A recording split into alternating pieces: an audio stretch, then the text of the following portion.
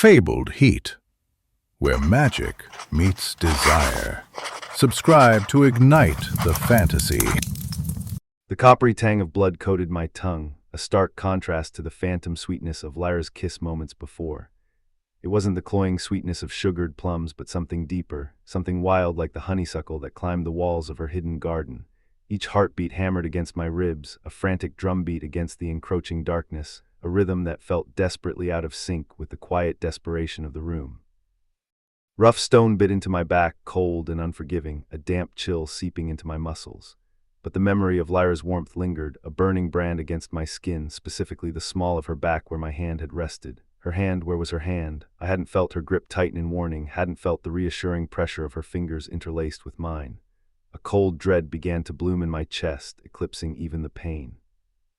The scent of damp earth and ozone filled my nostrils, a primal mix that did little to calm the tremor in my limbs. It smelled like a storm was brewing or had already passed, leaving destruction in its wake. A metallic undertone, sharper than the blood in my mouth, hinted at something magical, something dangerous. I tried to sit up, but a wave of dizziness washed over me, forcing me back against the cold stone. My head throbbed, a dull ache that resonated with each panicked beat of my heart. What had happened, the last thing I remembered clearly, was Lyra, her eyes the color of storm clouds, leaning in, her lips soft and hesitant at first, then demanding. A secret meeting, a stolen moment, a desperate promise whispered in the shadows. Lyra, my voice was raspy, barely a whisper. I tried again, louder. Lyra, where are you?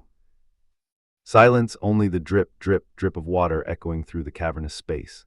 It felt like an eternity, though it couldn't have been more than a few seconds. I pushed myself up again, ignoring the protesting ache in my muscles. My vision swam, but I could make out the rough-hewn walls of what appeared to be a natural cave, expanded and reinforced with crude stonework. Torches flickered in sconces along the walls, casting dancing shadows that played tricks on my eyes. Were those runes carved into the stone? Ancient, powerful runes. I didn't recognize them, and that was unsettling. I'd spent years studying the old texts, deciphering forgotten languages, all at Lyra's insistence. She believed the answers to defeating the Valerius dynasty lay hidden in the past. I finally managed to stand, my legs shaky beneath me.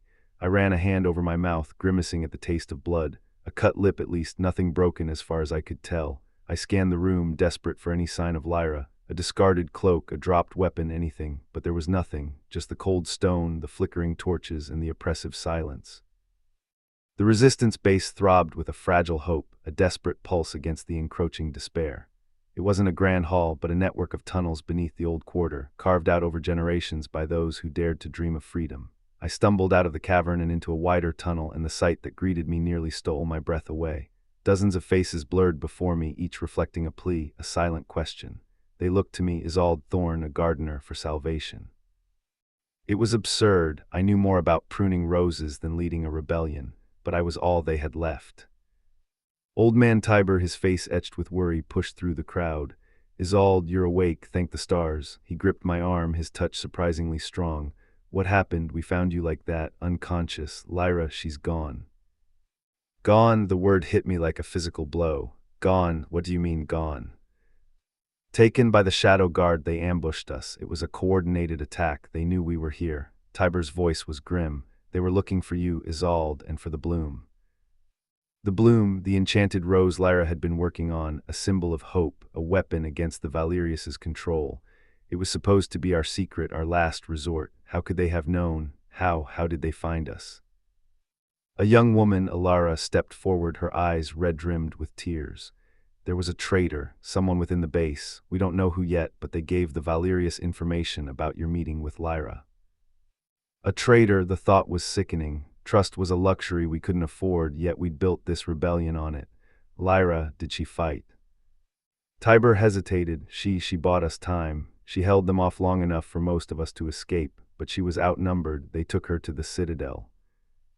The Citadel, the Valerius's fortress, a symbol of their power and oppression, a place from which no one ever returned. A wave of despair threatened to overwhelm me, but I forced it down.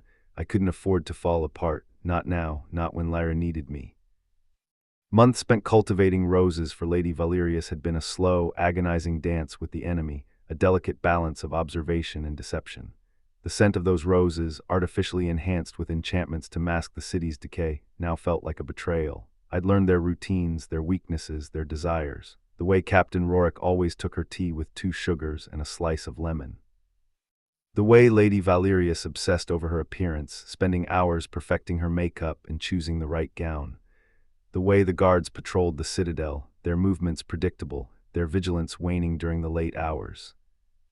I had to get Lyra back, I had to, but I couldn't do it alone. I looked at the faces before me, the faces of the resistance, their hope flickering like the torches on the walls. They were looking to me, a gardener, for a miracle, and maybe, just maybe, I could give them one. "We're going to the citadel," I said, my voice firm despite the tremor in my hands. "We're going to rescue Lyra." A murmur ran through the crowd, a mixture of fear and determination. "We need a plan, we need to find the traitor, and we need to prepare for a fight, because this time we're not just fighting for freedom, we're fighting for Lyra." I closed my eyes, picturing Lyra's face, her storm cloud eyes, her defiant smile. I could almost feel her hand in mine, warm and reassuring. And I knew, with a certainty that burned brighter than any torch, that I would do whatever it took to bring her home.